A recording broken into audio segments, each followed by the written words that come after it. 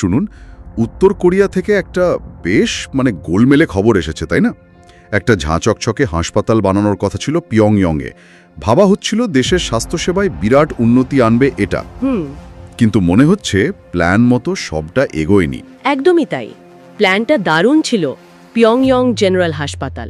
কিন্তু এখন যা শোনা যাচ্ছে, কাজ শেষ হতে বিরাট দেরি। আর সবচেয়ে ইন্টারেস্টিং ব্যাপার হলো, এই দেরির জন্য খোদ নেতা কিম জং উন তিনি সরাসরি দেশের বড় বড় কর্মকর্তাদের দোষ দিচ্ছেন। হ্যাঁ, এটাই তো সবচেয়ে অবাক করার মতো বিষয়। ঠিক, আর এটাই আজকের আলোচনার মূল ফোকাস। আর আমরা এই ব্যাপারটা বোঝার চেষ্টা করব উত্তর কোরিয়ার নিজেদের যে রাষ্ট্রীয় খবরের কাগজ রোডং সিনমন, সেটা রিপোর্টের উপর ভিত্তি করে।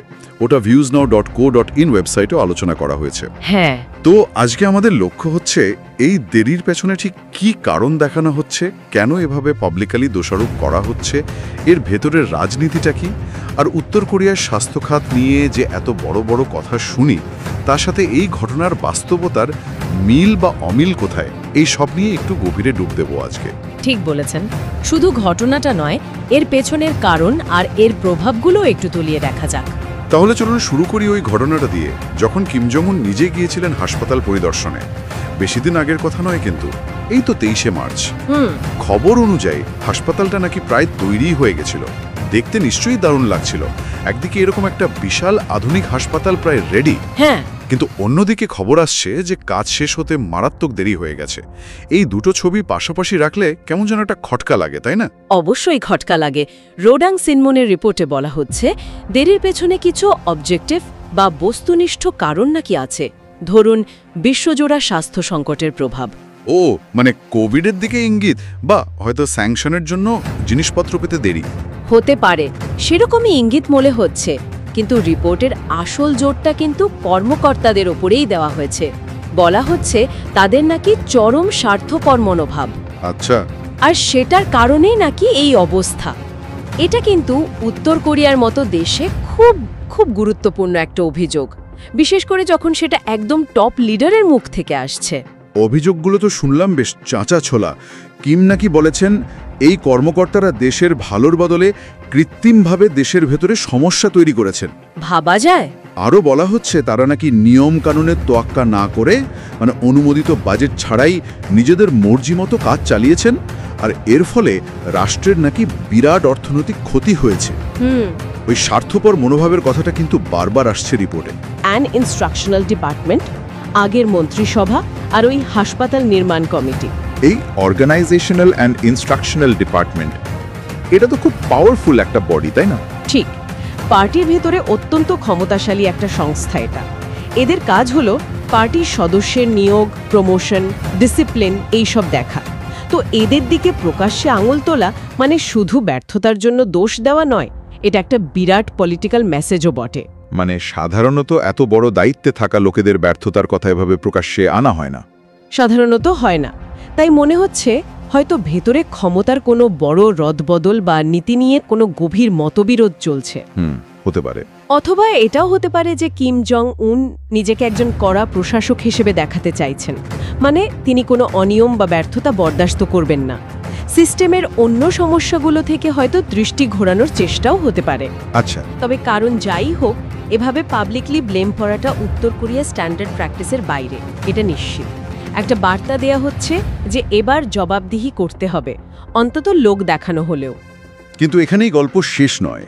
কর্মকর্তাদের বিরুদ্ধে আরও একটা বেশ অদ্ভুত অভিযোগ আছে, টাকা পয়সা সংক্রান্ত। হ্যাঁ, ওটা তো আরও ইন্টারেস্টিং।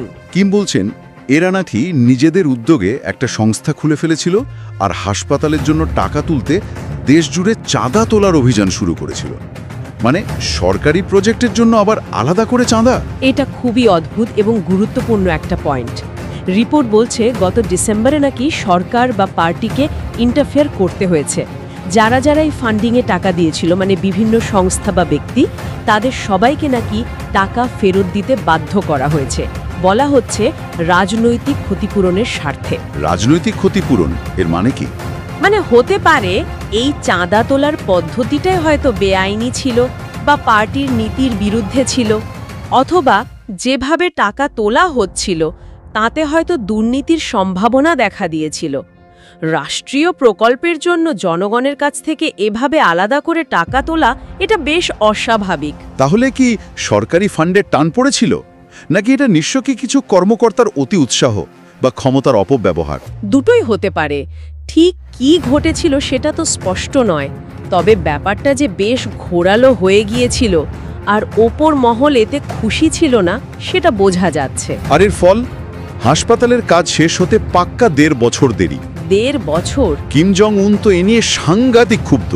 তিনি নাকি বলেছেন এই ঘটনাটা হলো দেশের অর্থনৈতিক উন্নয়নের শৃঙ্খলার অভাব, কর্মকর্তাদের লাগাম ছাড়া ব্যক্তির স্বাতন্ত্র্য আর রাজনৈতিক নেতৃত্বের অপরিণততার একটা জ্বলজ্বন্ত উদাহরণ। কি সাংঘাতিক কথা!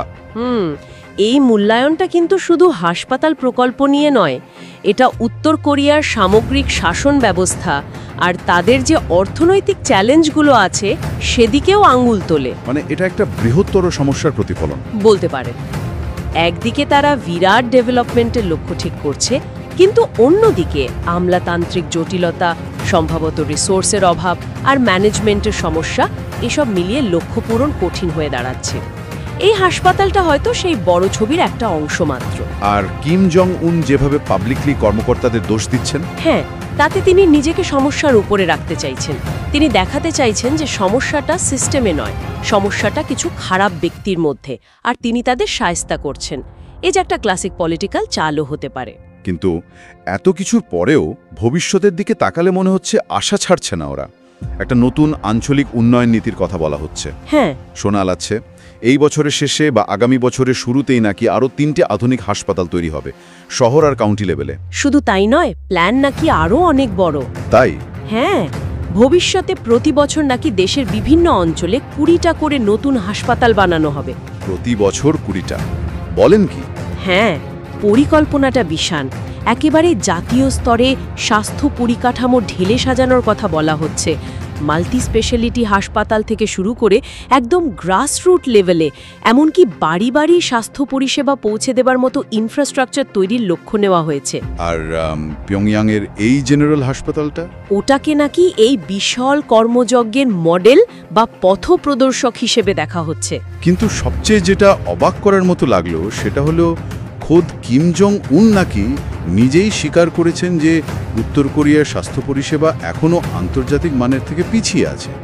এটা তো অভাবনীয় একটা স্বীকারোক্তি। ঠিক ধরেছেন, এই স্বীকারোক্তিটা খুবই তাৎপর্যপূর্ণ। তিনি বলেছেন দেশের বিভিন্ন অঞ্চলে প্রায় 200টা আধুনিক হাসপাতাল তৈরি করতে পারলে নাকি জাতীয় স্বাস্থ্য ব্যবস্থার চেহারাটাই আমূল বদলে যাবে। 200টা আধুনিক হাসপাতাল? ভাবুন একবার, এটা যে কি বিশাল এক লক্ষ্যমাত্রা। কিন্তু প্রশ্ন হলো, যেখানে পিয়ংইয়ংয়ের একটা হাসপাতাল বানাতেই এত সমস্যা, এত দেরি, এত বিতর্ক, হ্যাঁ সেটাই তো কথা।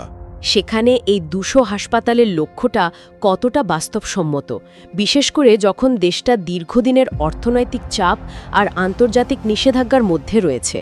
একদিকে বিরাট স্বপ্ন দেখানো হচ্ছে, কিন্তু অন্যদিকে বাস্তবায়নের চ্যালেঞ্জগুলোও তো পাহাড় প্রমাণ। এই পিয়ংইয়ং হাসপাতালটার উদ্বোধনের জন্য কি কোনো ডেডলাইন বা টার্গেট ডেট ঠিক করা হয়েছে? রিপোর্টে কিছু বলা ছিল? হ্যাঁ, একটা সম্ভাব্য তারিখের কথা উল্লেখ করা হয়েছে, 10ই অক্টোবর। 10ই অক্টোবর? এই তারিখটার কি বিশেষ কোনো তাৎপর্য আছে? অবশ্যই আছে। এই তারিখটা উত্তর কোরিয়ার ক্যালেন্ডারে একটা বিরাট দিন। ওই দিন ওয়ার্কার্স পার্টি অফ কোরিয়া বা WPKর 80তম প্রতিষ্ঠা বার্ষিকী। ও তাই তো, তাহলে তো এই তারিখটার একটা বিরাট প্রতীকী গুরুত্ব আছে। একদম। এই ধরনের মাইলস্টোন বার্ষিকীতে একটা বড়সড় প্রজেক্ট উদ্বোধন করাটা সে দেশের শাসক গোষ্ঠীর কাছে প্রেস্টিজের প্রশ্ন। এটা দেশের ভেতরে জনগণকে পার্টির সাফল্য দেখানোর একটা সুযোগ। আর বাইরের বিশ্বকেও একটা বার্তা দেওয়া। ঠিক তাই, যে এত চাপ সত্ত্বেও তারা এগিয়ে চলেছে। তাই মনে হয় এই 10 অক্টোবরের ডেডলাইনটা পূরণ করার জন্য এখন সাংঘাতিক চাপ সৃষ্টি করা হবে। ওই যে দেরি হলো, সেটা হয়তো এই চাপ আরও বাড়িয়ে দিয়েছে। তাহলে পুরো ব্যাপারটা যদি এক জায়গায় আনি, ছবিটা বেশ জটিল দাঁড়াচ্ছে। পিয়ংইয়ং জেনারেল হসপিটাল একদিকে উত্তর কোরিয়ার স্বাস্থ্যখাতকে আধুনিক করার বিরাট স্বপ্নের প্রতীক, কিন্তু অন্যদিকে এর নির্মাণে মারাত্মক দেরি, খোদ নেতার মুখে কর্মকর্তাদের করা সমালোচনা, টাকা পয়সা নিয়ে বিতর্ক, এই সব কিছু দেশের ভেতরের প্রশাসনিক দুর্বলতা, অর্থনৈতিক টানাটানি আর হয়তো রাজনৈতিক টানাপোড়েনকেও সামনে আনছে। একদম। কিন্তু একই সঙ্গে তারা ভবিষ্যতের জন্য আরও অনেক বড় আরও উচ্চাকাঙ্ক্ষী ও স্বাস্থ্য পরিকল্পনার কথাও ঘোষণা করছে। এই বৈপরীত্যটাই ভাবাচ্ছে। একদিকে সমস্যার স্বীকার করা হচ্ছে, কিছু লোককে দায়ী করা হচ্ছে, আবার অন্যদিকে ভবিষ্যতের জন্য প্রায় রূপকথার মতো বিশাল পরিকল্পনা ঘোষণা করা হচ্ছে। এই পরিস্থিতিটা আমাদের কয়েকটা গভীর প্রশ্ন নিয়ে ভাবতে বাধ্য করে। যেমন কি ধরনের প্রশ্ন? যেমন ধরুন, একদিকে এই যে পাবলিকলি কর্মকর্তাদের দোষ দেওয়া হলো, আবার অন্যদিকে এত বিশাল ভবিষ্যতে প্রতিশ্রুতি। এই দুটো ঘটনা একসাথে উত্তর কোরিয়ার নেতৃত্বের ওপর ঠিক কী ধরনের চাপ রয়েছে বা তাদের প্রায়োরিটিগুলো কি সে সম্পর্কে কি ইঙ্গিত দেয়? তারা কি সত্যিই বিশ্বাস করে যে এই বিশাল পরিকল্পনা বাস্তবায়ন করা সম্ভব, নাকি এটা নিছকই জনগণকে আশ্বস্ত রাখা বা নিজেদের ইমেজ বাঁচানোর চেষ্টা, যখন আসল পরিস্থিতি খুবই কঠিন? সেটাই, এটা একটা বড় প্রশ্ন। তারা কি উচ্চাকাঙ্ক্ষা আর বাস্তবতার মধ্যে ভারসাম্য রাখার চেষ্টা করছে, নাকি এই ঘোষণাগুলো মূলত রাজনৈতিক উদ্দেশ্য প্রণোদিত? অথবা আরেকটা দিক থেকেও ভাবা যেতে পারে, সাধারণ মানুষের মনে এর কি প্রভাব পড়তে পারে? হ্যাঁ, বলুন। মানে যখন তারা দেখছে যে একটা বড় প্রকল্পে এত সমস্যা হলো, আবার শুনছে যে ভবিষ্যতে এরকম শয় শয় প্রকল্প হবে, তাদের রিয়াকশন কি হতে পারে?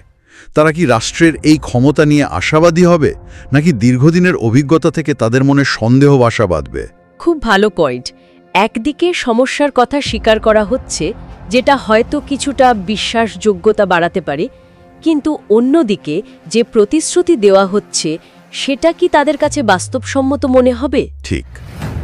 এই ব্যর্থতা আর প্রতিশ্রুতির মিশেল রাষ্ট্রের প্রতি তাদের ধারণাকে শেষ পর্যন্ত কিভাবে গড়ে তুলছে, এটা নিয়ে সত্যি আরও ভাবার অবকাশ আছে।